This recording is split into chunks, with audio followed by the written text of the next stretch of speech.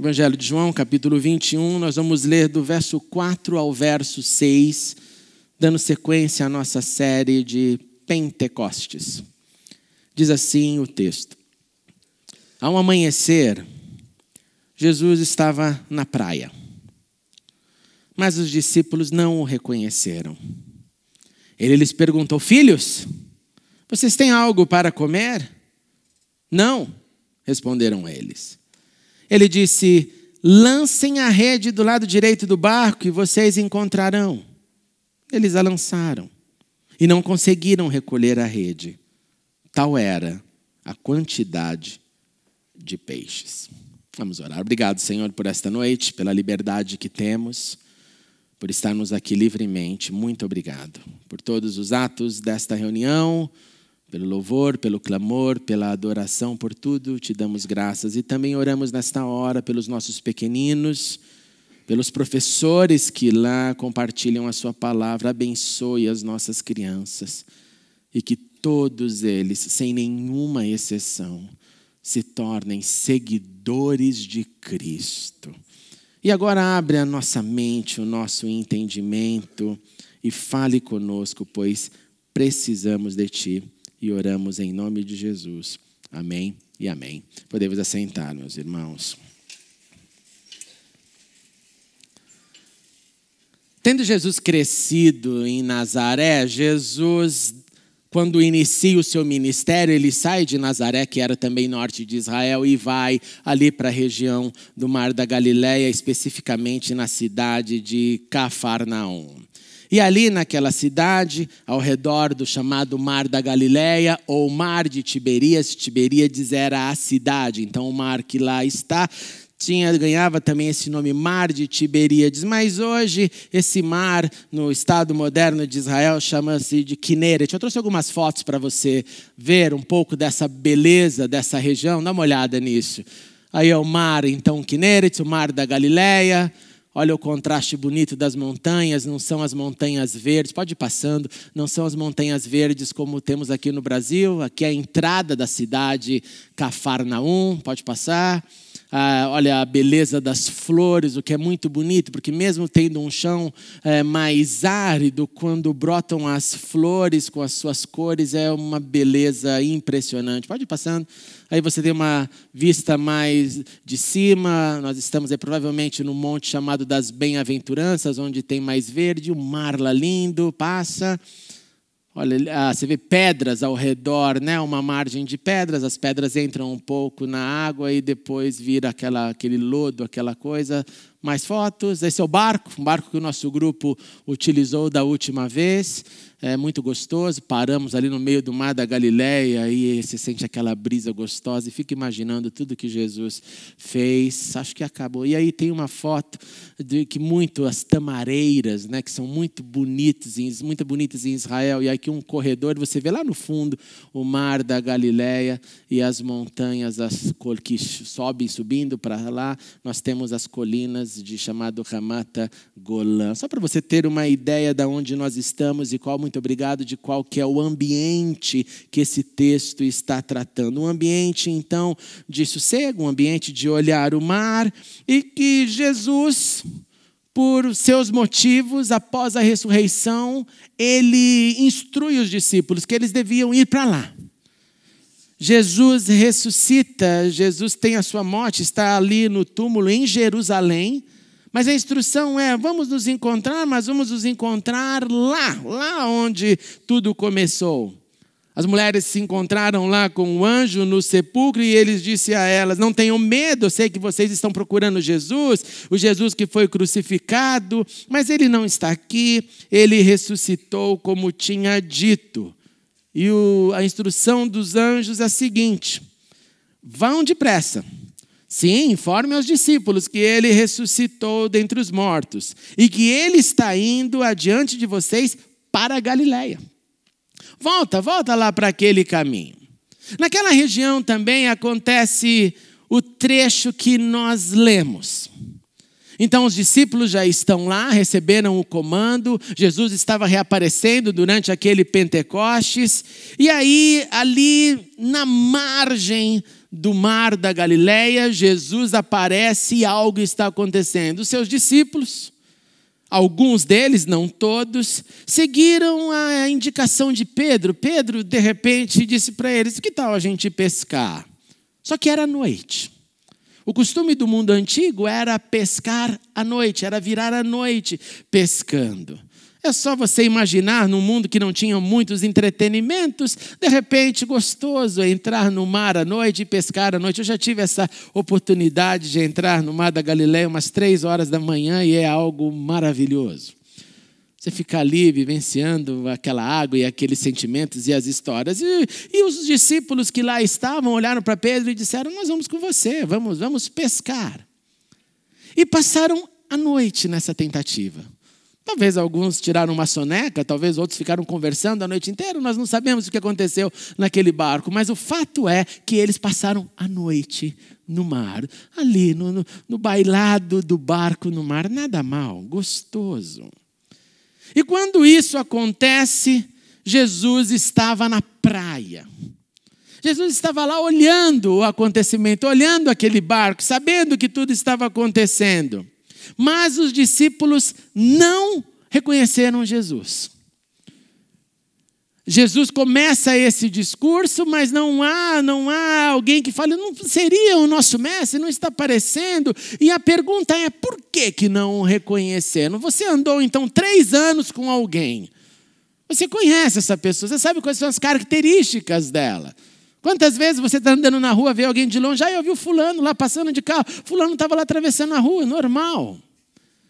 Mas isso não é algo que só aconteceu nesse momento. Em alguns eventos da Bíblia, houve a manifestação desta situação de não reconhecerem a Jesus. E talvez a primeira resposta que venha na sua mente é: olha, ele estava então com seu corpo glorificado. Então havia, com certeza, alguma diferença. Vocês se lembram que em uma das aparições de Jesus, a Bíblia nos diz que os discípulos estavam numa sala fechada e Jesus entra, e não pela porta, Jesus aparece no meio deles.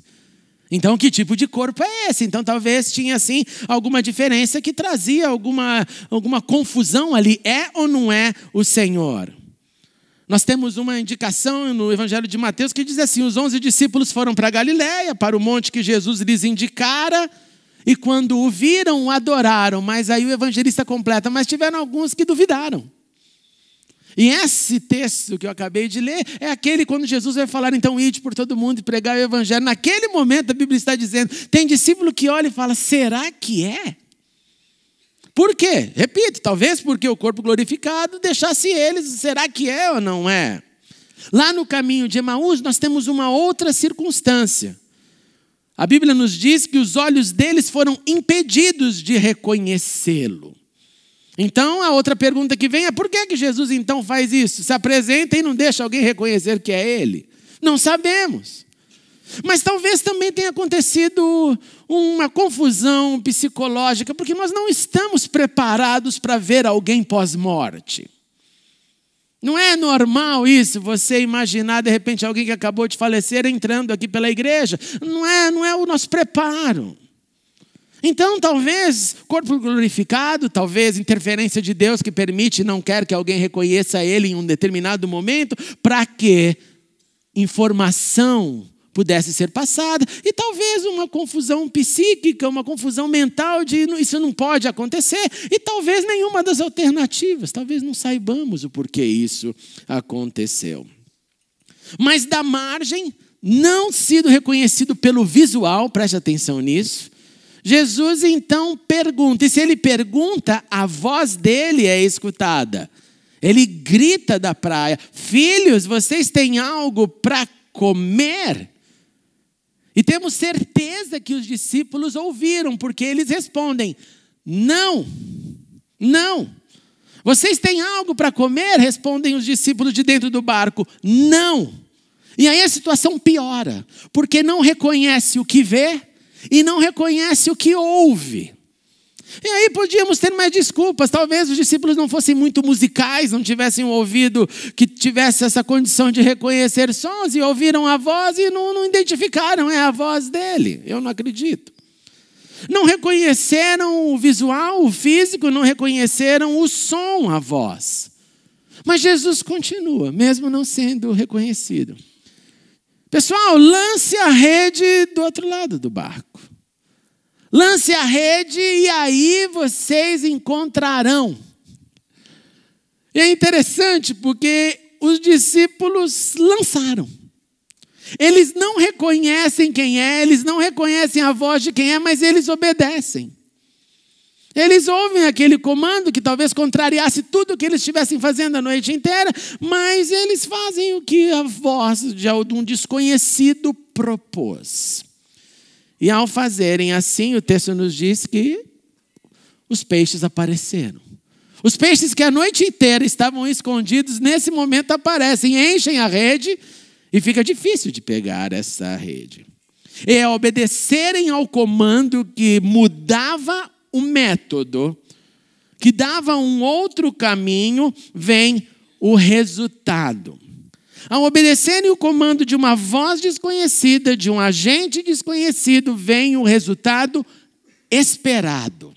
O que mostra então que o agente desconhecido, com a voz desconhecida, tem a sua mente e faz o que quer fazer, e essa mente nós não conhecemos plenamente. E isso não é novidade. O profeta Isaías, falando sobre pensamentos e mente do sagrado, disse assim: busquem o Senhor enquanto se pode achá-lo.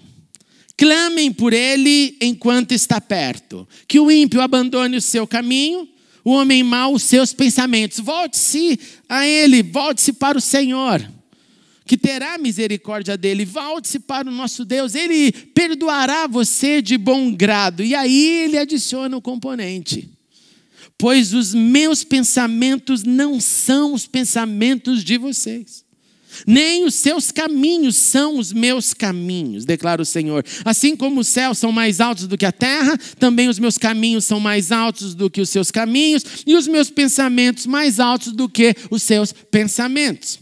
Assim como a chuva e a neve descem do céu, não volta para ele sem regarem a terra e fazerem brotar e florescer, para ela produzir semente para o semeador e pão para o que come, assim também ocorre com a palavra que sai da minha boca. Ela não voltará para mim vazia, mas fará o que deseja e atingirá o propósito para o qual enviei.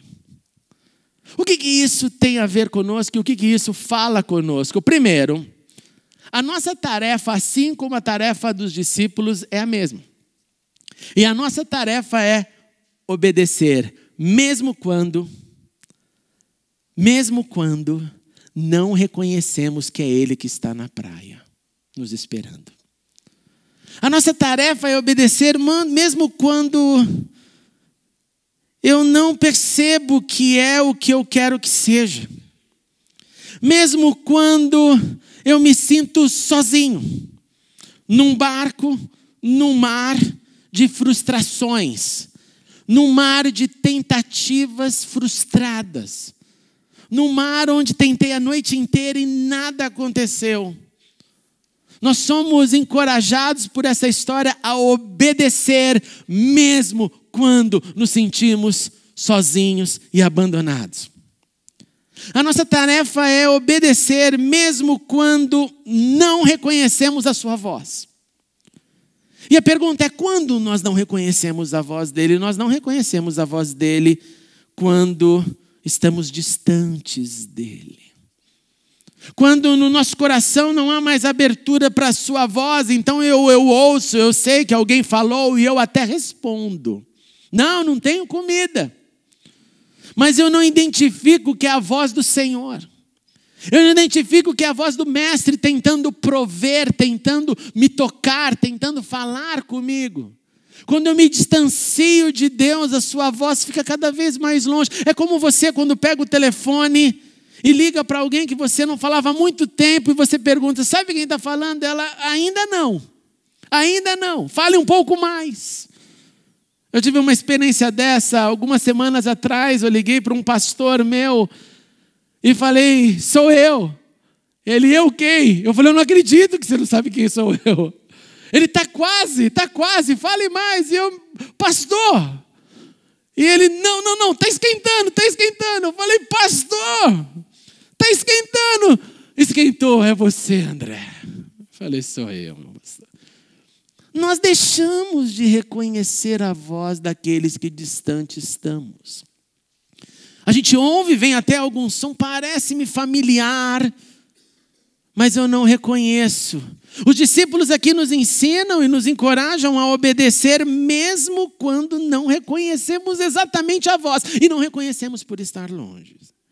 A nossa tarefa é obedecer mesmo quando não concordamos com o método. E quando a gente não concorda com o método, aí é pior. Porque daí você escutou, aí você viu, mas você vai dizer, não, eu acho que não é assim. Eu acho que não é assim, não. Olha, eu prefiro ficar no barco a madrugada inteira. Eu volto amanhã a madrugada inteira. Eu vou voltar porque é assim que funciona. Somente assim que funciona. É só do meu jeito que funciona. Porque meu avô fazia assim, meu pai fazia assim, eu faço assim. Todo mundo faz assim. Então é só dessa forma, Senhor. Então eu não aceito o seu método. E nós fazemos isso diariamente. Não reconhecemos o método e começamos as justificativas, mesmo gastando horas do nosso dia aonde não devemos. Pelo contrário, então, de tudo isso, os discípulos, de uma maneira linda, obedeceram quem não reconheceram, obedeceram a voz que não identificaram, obedeceram o método que não era o método que eles tinham usado a noite inteira. Como eles fizeram isso? Creio que entre as possibilidades estão o Espírito Santo de Deus que ali tocou. Dentre as possibilidades está talvez alguma coisa que moveu neles a voluntariedade de vamos tentar, não temos nada a perder, já perdemos a noite. Mas tudo isso nos leva a uma conclusão.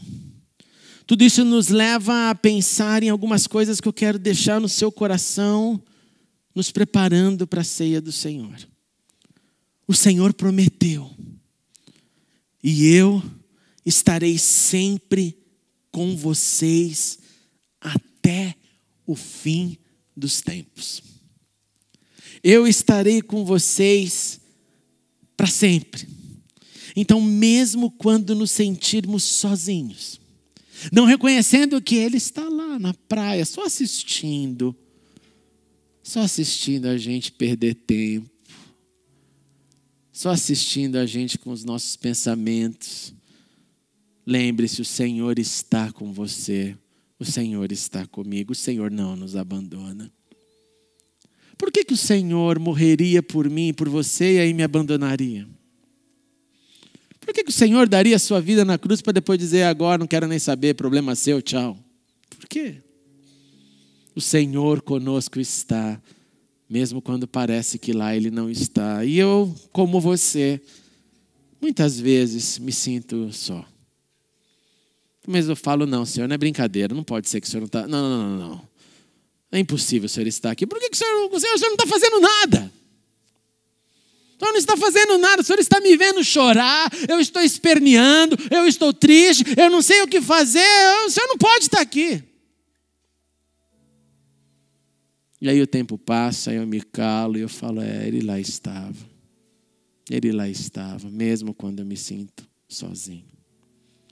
O Senhor nos ensinou, as minhas ovelhas ouvem a minha voz. As minhas ovelhas têm uma identificação comigo, quando eu falo elas escutam, eu as conheço, porque elas me conhecem e ouvem a minha voz. E ouvir na Bíblia significa guardar, obedecer, realizar. Não é só, pai entrou por um ouvido e saiu pelo outro. Não, eu guardo, eu retenho e eu executo. Isso é ouvir na Bíblia. Mesmo quando for difícil. Mesmo quando for difícil ouvir a voz dele, mesmo quando me dá aquela coisa no estômago de vontade de matar esse infeliz. E falar para ele tudo que ele merece ouvir. Eu tenho aprendido isso esses momentos na minha vida. Tenho aprendido isso de ficar quieto. Quando eu poderia ter muitas palavras para dizer. Muitas.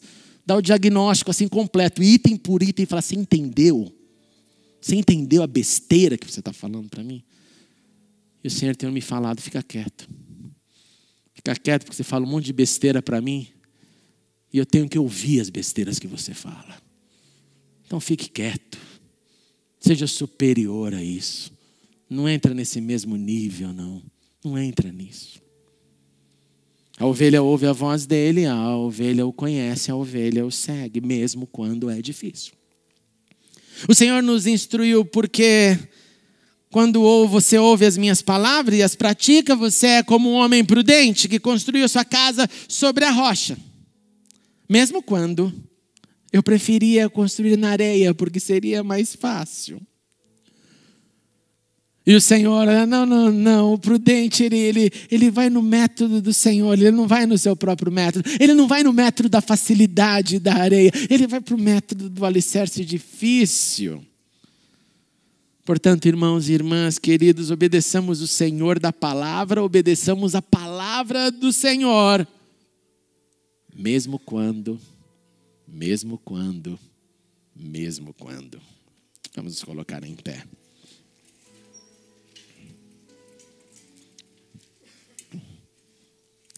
Sim, Senhor, às vezes nós não te reconhecemos. Às vezes nós nos sentimos sozinhos. Sim, Senhor, às vezes o Senhor fala e nós não escutamos. Ou escutamos e não obedecemos. Sim, Senhor, às vezes o Senhor aponta um outro método, mas nós queremos ficar com o método antigo. Queremos ficar com o meu jeito, com a minha axiologia, com aquilo que eu sei. E por isso nós te pedimos, perdoa-nos, Senhor. E ajuda-nos, Deus, a te reconhecer o tempo inteiro por estarmos andando contigo. Nos ajude a identificar a sua voz a cada suspiro que o Senhor der, por estarmos em comunhão com a sua voz. Ajude-nos a executar os seus métodos, a sua palavra e não os nossos. E nessa noite de ceia eu te suplico, Senhor, faz algo novo nessa aproximação, nesse relacionamento que reconhece, identifica e escuta. Faz isso em nós, Senhor, porque o Senhor fez nos seus discípulos lá no mar da Galileia, onde eles, sem reconhecerem, sem identificarem, simplesmente obedeceram. Faz-nos assim, Senhor. Faz-nos assim, é o que te pedimos. Em nome de Jesus. E que nenhum sentimento de solidão diante das lutas, nenhum sentimento de justificativa diante dos seus métodos, que nada, Senhor, possa nos remover do alcance dos seus olhos, da tua voz. Porque, como diz a tua palavra, nada pode nos separar do teu amor. Obrigado porque o teu amor vence em nós. Nós te louvamos. Em nome de Jesus. Amém e amém.